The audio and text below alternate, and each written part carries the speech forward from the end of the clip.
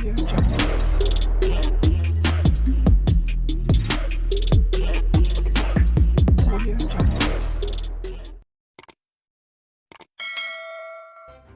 kasih karena memilih channel ini. Sebelum kita mulakan video ini, sila pertimbangkan untuk menekan butang like, share, dan subscribe, dan aktifkan butang lonceng Anda agar Anda sentiasa mendapat info-info percuma pada setiap hari dari channel kami. Dan tinggalkan komen Anda karena komen Anda amatlah dihargai. Terima kasih.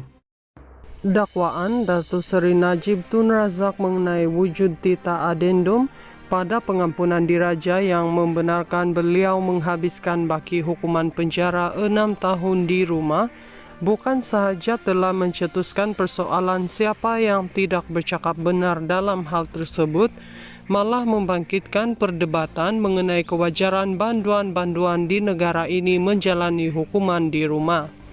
Buat masa ini, Malaysia belum mempunyai undang-undang yang membenarkan tahanan rumah.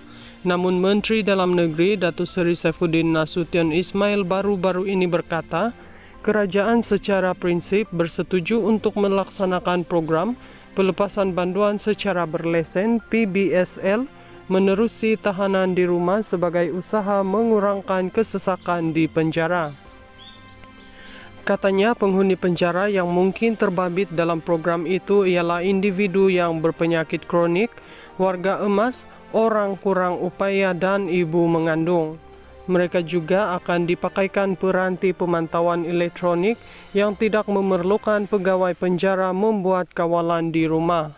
Ketika ini ada kira-kira 80,000 banduan ditempatkan di 43 penjara seluruh negara dengan kadar nisbah 244 banduan bagi 100,000 penduduk. Jumlah itu melebihi piawaian antarabangsa iaitu 145 banduan bagi 100,000 penduduk. Bagaimanapun, kerajaan haruslah berhati-hati dalam melaksanakan dasar baharu ini supaya masyarakat tidak berasa terancam.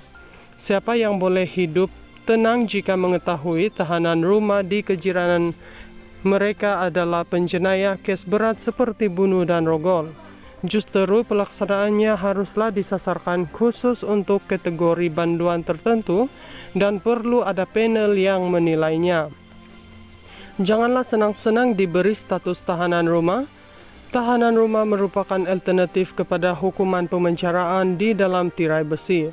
Malaysia sebelum ini telah melaksanakan sistem parol yang juga salah satu hukuman di luar negara sejak 2008.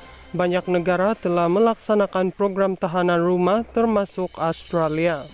Ramai juga pemimpin luar negara yang pernah dan sedang menjalani hukuman itu seperti pemimpin demokrasi Myanmar Aung San Suu Kyi. Kalaulah benar Najib akhirnya nanti akan menjadi tahanan rumah, kerajaan harus mempercepat pelaksanaan PBSL dengan menggubal undang-undang khusus supaya tidak timbul isu 2 darjat.